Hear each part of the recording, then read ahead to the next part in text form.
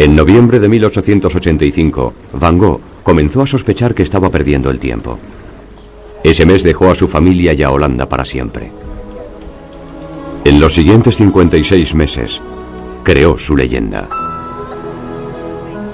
Vincent llegó al puerto belga de Antwerp para estudiar en la Academia de Arte, pero también buscó sus propias influencias. Antwerp era y sigue siendo el lugar de procedencia de muchas obras del pintor flamenco Peter Paul Rubens. Van Gogh estaba especialmente impresionado por el audaz manejo del color de Rubens, y podemos ver la influencia de Rubens en este Retrato de una mujer que pintó poco después de su llegada a Antwerp. El nuevo entusiasmo de Van Gogh por el color también fue inspirado por un gran artista de su propio siglo. En sus cartas, Vincent describió su fascinación por un francés cuyas teorías sobre el color le impresionaron profundamente. Se trataba de uno de los grandes del romanticismo, Eugène Delacroix. El siglo XIX produjo toda una serie de teorías sobre el color. Algunas eran muy abstractas y académicas, y lo cierto es que se derivaban en dos corrientes. Una de ellas era óptica, se refería a la luz, lo que en parte se aplicaba a la pintura. Y entonces se supo que Delacroix y otros, y por ejemplo Seurat en términos prácticos, implantaron este divisionalismo en nuevas teorías del color o experimentos de exploración del color en términos del color pintado en contraposición a la luz.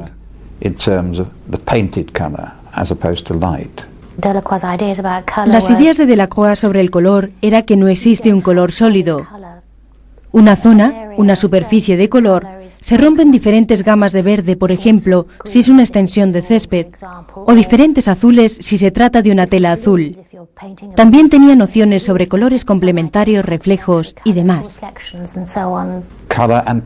El color y la pintura se liberaban de las limitaciones del pasado. Y vemos este desarrollo de nuevo. Tenemos que ver las obras como vemos el cielo estrellado o el campo de maíz, donde la impresión global del campo de maíz o de la noche estrellada se comunicaba a través del color y de su aplicación física, y el contraste de un color contra otro y el uso de borrones de pintura. Todo ello formaba parte de lo que tomó Van Gogh. Las teorías sobre el color de Delacroix influyeron a Van Gogh mucho más de lo que aprendió en la Academia de Antwerp. Después de un semestre, suspendió los exámenes tras discutir el obsoleto contenido del temario. Pero Vincent tenía otras cosas en que pensar. Había descubierto el arte japonés. Creo que lo que le gustaba a Van Gogh del arte japonés eran los aspectos formales. También le gustaba la exactitud de los trazos y la atención al detalle, según afirmó. Hay un cuadro suyo, Barcas en la playa, que es un cuadro fantástico y muy japonés. No por la temática, sino por el estilo. Emplea las diagonales, las áreas de color limitadas no necesariamente por un trazo definido. Un color está claramente diferenciado del otro, así que consta de distintos parches y el todo está muy bien unificado, además de la atención al detalle. Delinea con toda precisión los barcos de una forma increíblemente decorativa. Y creo que eso respondía a su sentido de la decoración, combinado con el amor por el detalle y una composición general particularmente tensa. Es por eso que reaccionó tanto al arte japonés. Van Gogh siguió apasionado por el arte japonés incluso después de cansarse de su vida en Antwerp. En marzo de 1886, Theo Van Gogh recibió un sorprendente mensaje en la sucursal parisina de Goupils, donde trabajaba.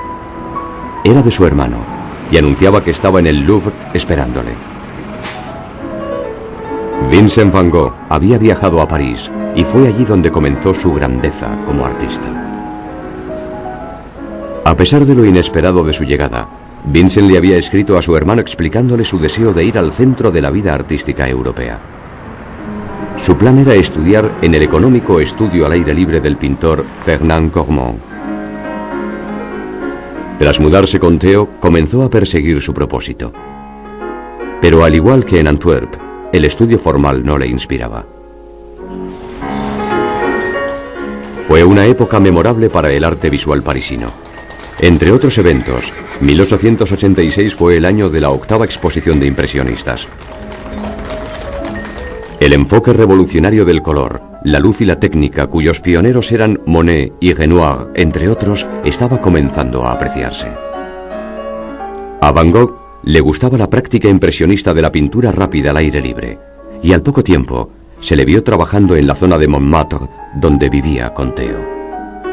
Cuando Van Gogh llegó a París en 1886, pintaba a la manera holandesa, tradicional, con colores oscuros y temáticas típicas, bodegones y demás.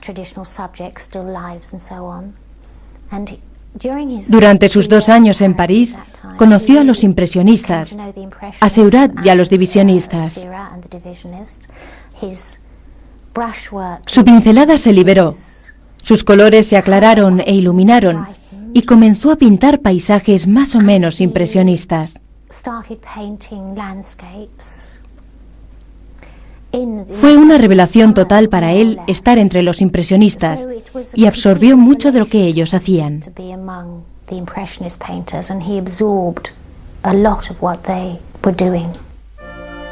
Pero la revolución del impresionismo estaba dando un gran paso adelante. La era del postimpresionismo ya estaba comenzando con la obra de pintores como Toulouse-Lautrec, Seurat y Signac. Van Gogh los conoció a todos. Sobre todo fue amigo de Signac y se interesó mucho por su técnica del puntillismo. Esta técnica, de la cual Seurat fue el pionero, y en el momento ya incluía al gran impresionista Camille Pissarro entre los que la practicaban.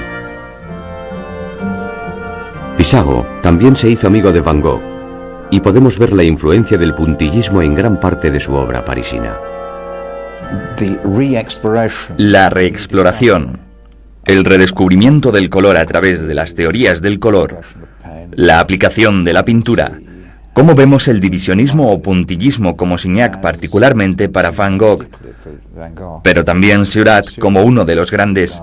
Ahí fue donde comenzó a hablar el color de una forma particular.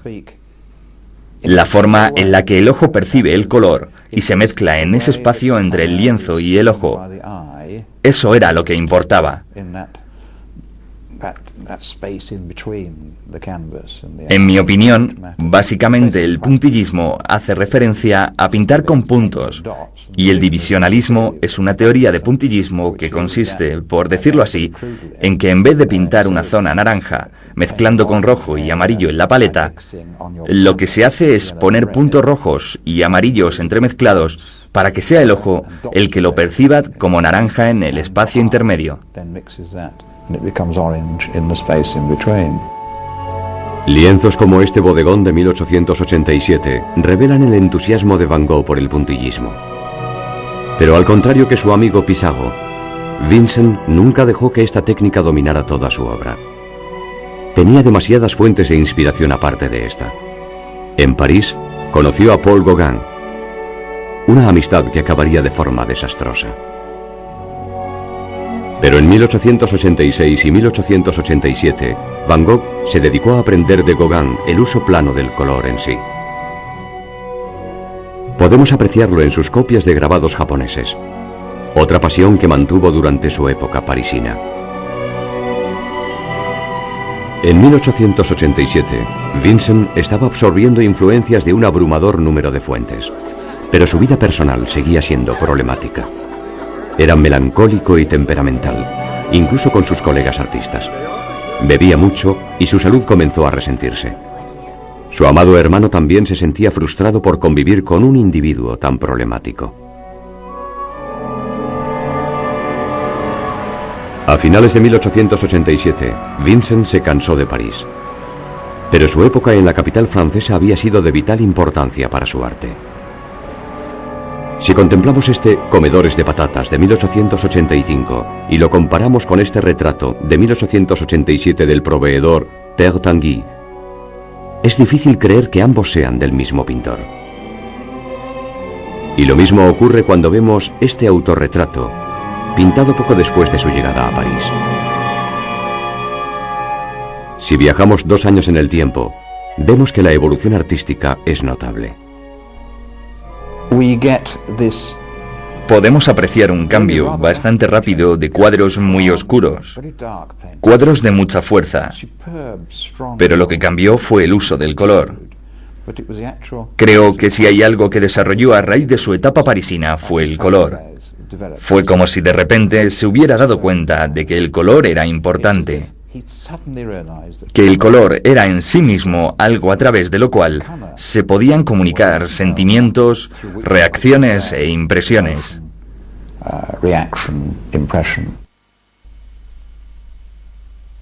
En la época en la que Van Gogh se pintó a sí mismo a principios de 1888, sus 2 años en París habían revolucionado su arte, pero seguía sin sentirse satisfecho. Estaba harto de vivir en la ciudad y quería trabajar en algún sitio más cálido y luminoso donde pudiera pintar todo el día. Su elección fue la soleada región de Provenza. El 20 de febrero de 1888 cogió un tren en París y viajó hacia el sur. Su destino era la ciudad de Arles, y fue en esta comunidad provenzal donde la genialidad de Vincent Van Gogh comenzó por fin a revelarse. Con el constante apoyo de Theo consiguió trabajar sin distracciones. En cuanto llegó a Arles, se lanzó a una frenética agenda de trabajo. Solía trabajar 16 horas diarias en la creación de paisajes, bodegones y retratos. Su ejecución era rápida, pero también era precisa y minuciosa al detalle. Para entonces ya había desarrollado su propia filosofía artística, que igualaba el arte de la pintura al arte de la música. Y para Van Gogh, el color era lo que daba la clave.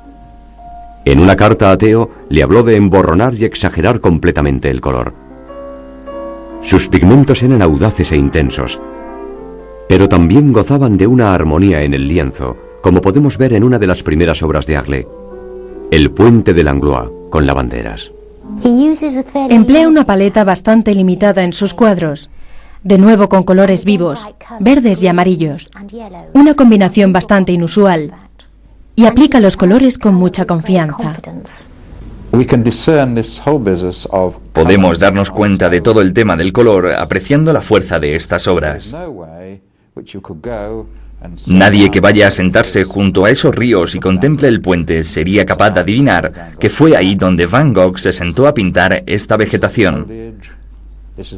La forma en la que pintó este puente, así es como era el cielo en aquel momento, porque el color ya se ha deteriorado y la fuerza del puente es increíble, y es en parte por el dibujo que hay debajo que tiene mucha fuerza. Y esa es la reacción de Vincent al simbolismo. Además de ser una reacción personal, y eso es importante, está relacionado con los grabados japoneses por su simplicidad, lo que las convierte en obras de mucha fuerza.